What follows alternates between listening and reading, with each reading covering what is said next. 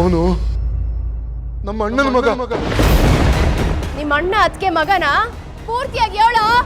ನನ್ನ ಅದಕ್ಕೆ ಬೇರೆ ಯಾರು ಅಲ್ಲ, ಈ ಭೈರಾದೇವಿ.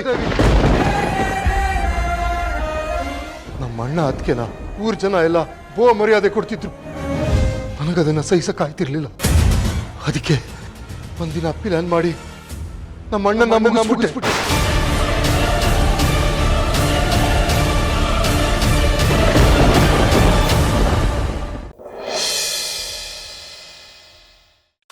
ನಿನ್ನೆ ರಾತ್ರಿ ಇವರು ಕಾರ್ ಡ್ರೈವ್ ಮಾಡ್ಕೊಂಡು ಬಂದಿದ್ದನ್ನ ನೀವು ನೋಡಿದ್ರಿ ತಾನೆ? ಜ್ಯೋತಿಕ್ ಅವ್ರೆ, ಈ ಆಕ್ಸಿಡೆಂಟ್ ಮಾಡಿರೋದು ನೀವೇ ಅಂತ ಪ್ರೂವ್ ಆಗಿದೆ. ಏನ್ರಿ ಮುಖ ನೋಡ್ತಿದ್ದೀರಾ? ಕಸ್ಟಡಿಗೆ ತಗೊಳ್ರಿ.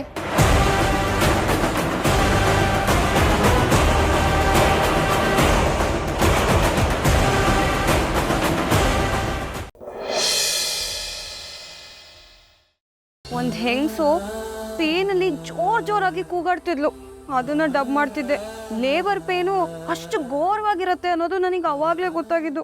7 ತಿಂಗಳು ಬೀಳ್ತಿದ್ದ ಹಾಗೆ ಸೀಮಂತ ಮಾಡ್ತಾರೆ. ಆ ಟೈಮಲ್ಲಿ ಹೊಟ್ಟೆಲಿರೋ ಮಗು ಒದಿಯೋದು ಗೊತ್ತಾಗತ್ತೆ. ಎಷ್ಟು ಚೆನ್ನಾಗಿರತ್ತೆ ಗೊತ್ತಾ ಶ್ರುತಿ?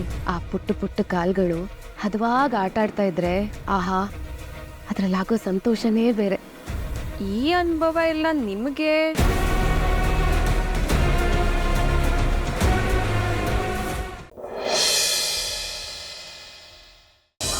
ನೀವಿವತ್ತು ಇಲ್ಲಿದ್ದಿದ್ರೆ ಯಾರ್ಯಾರಿಗೆ ಚಳಿ ಬಿಡಿಸ್ತಿದ್ರು ಅಲ್ವಾ? ಈ ಅವಮಾನಗಳನ್ನ ನನ್ನ ಕೈಯಿಂದ ತಡ್ಕೊಳಕ್ ಆಗ್ತಿಲ್ಲ ಅಪ್ಪ.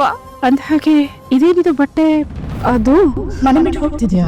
ಅಲ್ಲ, ಅದು ನೀನ್ ಮನೆ ಬಿಟ್ಟು ಹೋಗೋದೇ ಒಳ್ಳೇದು ಭೂಮಿ. ಕಡೆ ಪಕ್ಷ ಅಜಿತ್ ಆದ್ರೂ ನಿನ್ನ ನಿರ್ದೋಷಿ ಅಂತ ಪ್ರೂವ್ ಮಾಡೋವರೆಗೂ ನೀವು ಹೊರಗಡೆ ಇರೋದೇ ಒಳ್ಳೇದು.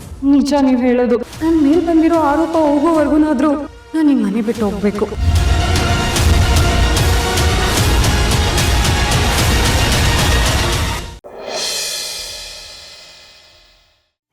ಅಮ್ಮ ಇಲ್ಲ ಬಿಟ್ಟು ನಜೀಕಿನ್ ವಿಕ್ರಮ್ ಬಾಟ್ ಆದ.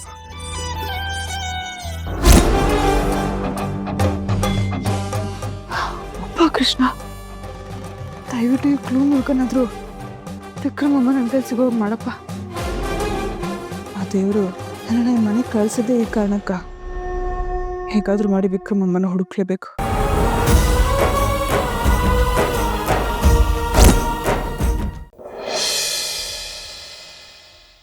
ಅಧೀರಾ, ನೀನು ಸಂಯುಕ್ತ ಅವ್ರಿಗೆ ಆಳ ಹೇಳದೀರಾ? ನೀನ್ ಸಂಯುಕ್ತ ಅವ್ರಿಗೆ ಆಳ್ತರ ಇದ್ಯಾ? ಅವ್ರು ಹೇಳಿದ್ನೆಲ್ಲ ಕೇಳ್ಕೊಂಡಿದ್ಯಾ?